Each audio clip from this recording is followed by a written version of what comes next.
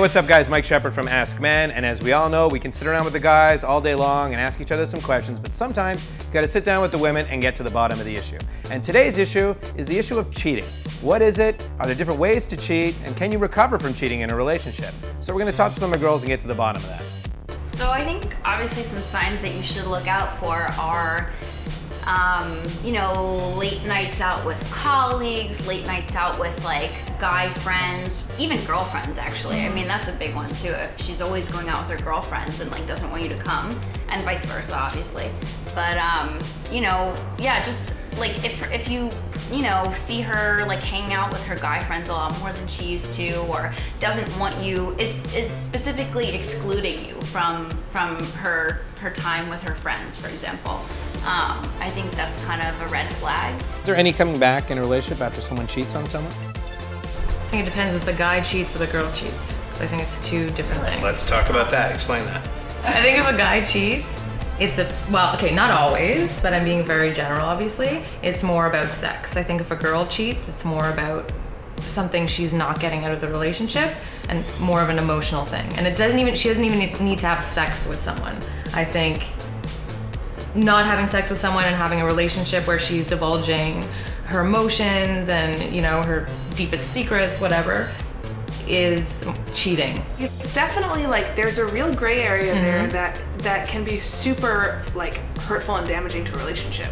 Like if you start to like hang out with someone and not tell your boyfriend kind of like what's happening, and it's like it's not that you're lying, but you're just not telling the whole truth, Which is lying, like that. No, for sure, like that's emotional cheating, and you're not, you know, sleeping together or whatever. That's like a total real area. And like anything where if the guy found out and he would be like, what, like he'd be just affected by that, that's cheating. A sexual transgression is obviously something that's a whole different story. I mean, it's tougher to come back That's when you're really gonna have a hard time coming back. Yeah. But it's situational. It depends on like the circumstances and all that. But I don't necessarily agree with what you said, where it's okay if the guy does it. But it's not okay. I think it's just very different. Well, I mean, the reasons are different. The reasons are maybe he's horny and there's some hot chick that night and she's drunk. But the thing is, it's a complete lack of respect. Like, you know, you've made that commitment to each other. But you know, it's completely circumstantial. Like some couples can get over it. I mean, I like to think that if something happened and you have like a downside and like or a dip in your relationship and you're vulnerable. If your husband cheated on you, could you forgive him?